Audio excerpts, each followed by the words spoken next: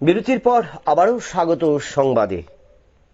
চম্পকনগর থানার অধীন বরমুড়ার হাতাইকাতর জাতীয় সড়কের পাশে টিলা কেটে মাটি নিয়ে যাচ্ছে দুর্বৃত্তরা। পাহাড়ের মাটি কাটার ফলে যে কোনো সময় গাছগুলো উপড়ে পড়ে রাস্তায় ব্লক হবে বা বন্ধ হতে পারে। এর ফলে যানবাহন সহ পথচারীরা মৃত্যুমুখে পড়তে পারেন।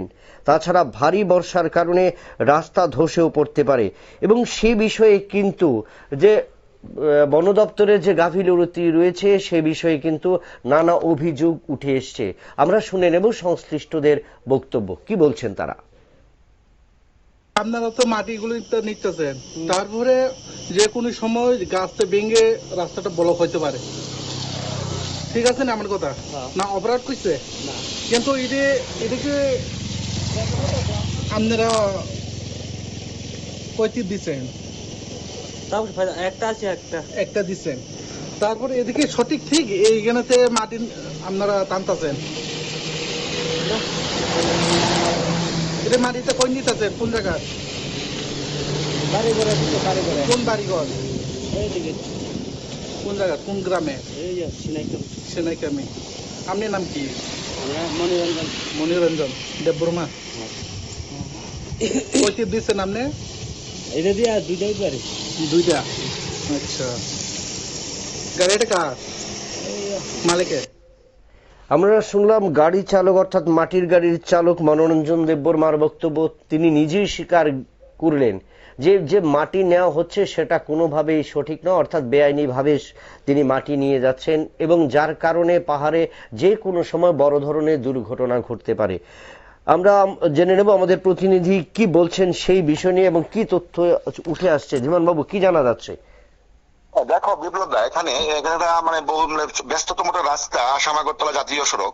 এখানে বরমুড়া যে হাতাইকতর যে এলাকাটা রয়েছে সেখানে চম্পকনগর থানাধীন এই হাতাইকতরে রাস্তার পাশের টিলা জমি কেটে নিয়ে যাচ্ছে দুর্বৃত্তরা।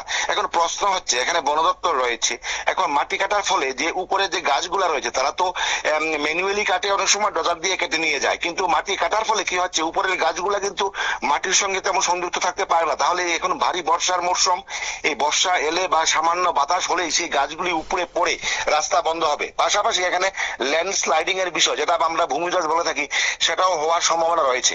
কিন্তু এই একটা ব্যস্ততম রাস্তার মধ্যে যদি এরকম কোনো দুর্ঘটনা ঘটে, তাহলে এখানে পথচারী সহ যানবাহন প্রত্যেকেরই মানে জীবনের প্রাণহানির সংখ্যা থেকেই যায়। কিন্তু এখানে কর্তৃপক্ষরা কোন রকম নজর দিচ্ছে না এই বিষয়টা নিয়ে। আজকে যখন আমাদের ভ্যানগার্ডের প্রতিনিধি যখন যাচ্ছিল সেই রাস্তা দিয়ে, তখন দেখা যাচ্ছে এখানে অসাধু কিছু ব্যবসায়ী তারা মাটি কেটে নিয়ে সিনাইকামি এলাকার কিছু বসত বাড়িতে নিয়ে মাটি দিচ্ছে উঠানে।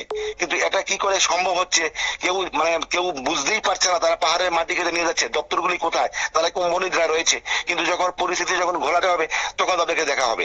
এই একটা মানে চাঞ্চল্যকর বিষয় উঠে এসেছে হাতাইকতর থেকে। বিপ্লব দা, ধীমান, একটা জিনিস জানতে চাইবো, সে জায়গায় বন দপ্তর সে ভূমিকা কি, বা বন দপ্তর কি বলছে যে বেআইনিভাবে মাটি কাটা হচ্ছে, ঝুঁকিপূর্ণ রাস্তা এবং সেই জায়গায় একের পর এক বিভিন্ন জায়গা থেকে, যেভাবে তুমি যেটা বললে যে একটা ঝুঁকি থাকছে এবং সেখানে বড় বড় গাছগুলি রাস্তায় পড়তে পারে, দুর্ঘটনা ঘটতে পারে, তো বন দপ্তরের ভূমিকা কি সেই জায়গায়?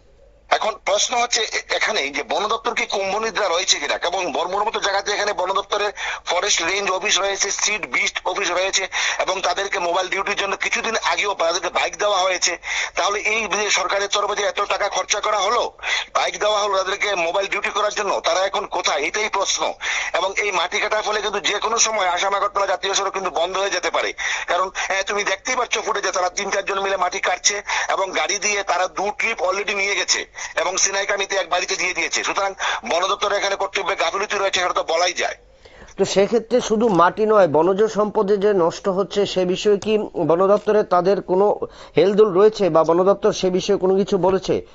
না, বন দপ্তরের কোন কর্মীদের খুঁজে পাওয়া যায়নি। আমরা এখানে খুঁজেছিলাম বন দপ্তরের কর্মীকে খুঁজে পাওয়া যায় কিনা, কিন্তু এখন এটাও হতে পারে বন দপ্তরের কর্মীদের সাদৃশ্যেই তারা এই সমস্ত অসাধু ব্যবসায়ীরা মাটি নিয়ে যাচ্ছে, মাটি গাছ পড়লে তারা গাছ নিয়ে যাবে, হতে পারে তাদের সঙ্গে একটা যোগাযোগ রয়েছে।